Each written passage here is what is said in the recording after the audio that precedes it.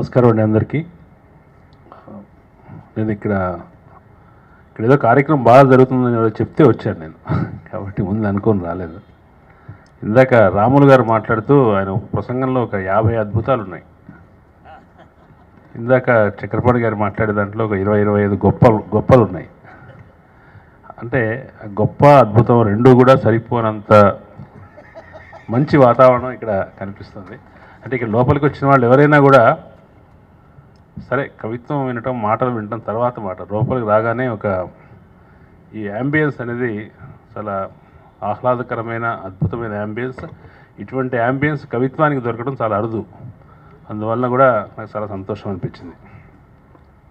Open university అంటే ఎల్లలు లేని విద్యను అందించేది. దానికి ఒక స్థలం ఉండదు, ఒక నిర్ణీతమైన విద్యాలయం ఉంటాయి, స్టడీ సెంటర్స్ ఉంటాయి, కానీ దానికి విద్యా బోధనకి, విద్యా అవుట్రీచ్కి సరిహద్దులు అంటూ ఉండవు.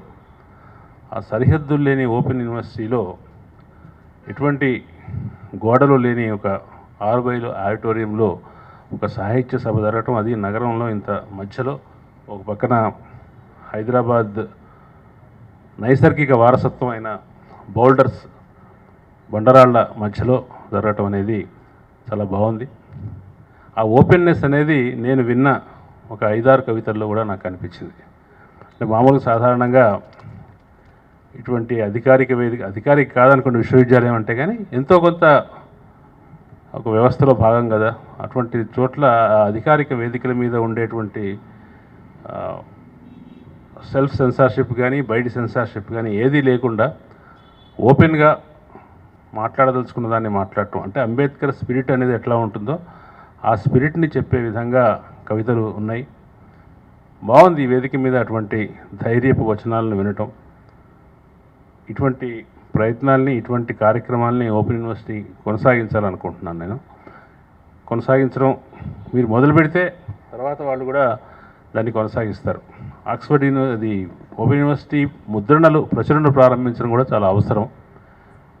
ఎందుకంటే అంబేద్కర్ అనేది ఒక పేరు మాత్రమే కావచ్చు విశ్వవిద్యాలయానికి, కానీ దాని స్పిరిట్ని కూడా విశ్వవిద్యాలయంలోకి వెళ్ళటం అనేది, తీసుకురావడం అనేది చాలా ముఖ్యంగా సామాజిక శాస్త్రాలు ఇవాళ ప్రపంచాన్ని అర్థం చేసుకోవడానికి కానీ, రాజకీయాన్ని అర్థం చేసుకోవడానికి కానీ, సాహిత్యాన్ని అర్థం చేసుకోవడానికి కానీ, ఎందుకు మనుషుల్లో అత్యధికులు సాధికారత లోపించి అణగారిపోయి ఉన్నారు, వాళ్ళు ఎట్లా ఎంపవర్ చేసుకోవాలి. ఎంపవర్ చేసుకోవడం అనేది ఏదో ఉద్యోగాలు రావడం, పదవులు రావడం లాంటివే కాదు. వాళ్ళు జ్ఞానం చేత ఎంపవర్ అవుతారు, వాళ్ళ చైతన్యం చేత ఎంపవర్ అవుతారు. వాళ్ళు చైతన్యాన్ని, జ్ఞానాన్ని పొంది తమ స్థానాల్ని సంపాదించుకోవడం కోసం పనిచేస్తారు. ఆ పనిచేసే క్రమంలో ఎంపవర్ అవుతారు. ఆ ఎంపవర్మెంట్ను తీసుకురావడానికి చదువు చాలా పనికొస్తుంది. ఆ కాన్సెప్ట్ మొత్తం ఈ యూనివర్సిటీ తన ఓరియంటేషన్లో భాగం చేసుకోవడం అనేది చాలా ముఖ్యం. నాకు ఈ సందర్భంలో ఇందాక ఎందుకో ఓపెన్ యూనివర్సిటీ వారం రోజులుగా ఈ కార్యక్రమాలు చేస్తుంది, చాలా మంచి పేరు. అంటే అందరూ దీని గురించి చాలా మంచిగా మాట్లాడుకుంటున్నారు. ఇది నిరంతరం వచ్చే సంవత్సరం కూడా చేస్తారా, నిరంతరం జరుగుతూ ఉంటుందా అనే ఒక చిన్న సందేహం కలిగింది. ఇది ఒక ప్రారంభం మాత్రమే కాకుండా మొత్తంగా జరగాలని ఈ సందర్భంగా ఒక చక్రపాణి గారికి ఒక సూచన చేద్దాం అనుకుంటున్నాను. అంబేద్కర్ స్టడీస్ మీద ఒక పోస్ట్ గ్రాడ్యుయేషన్ డిప్లొమా, అట్లాగే కాన్స్టిట్యూషన్ అధ్యయనం మీద ఒక post graduation diploma open university తరఫున ప్రారంభిస్తే బాగుంటుంది. ఎందుకంటే అంబేద్కర్ ఎవరికి వాళ్ళు ఇష్టంగా అధ్యయనం చేయాల్సిన వాడే కాదు, విధిగా ఒక కోర్సుగా, ఒక విద్యా విషయంగా కూడా అధ్యయనం చేయాల్సిన వాళ్ళు.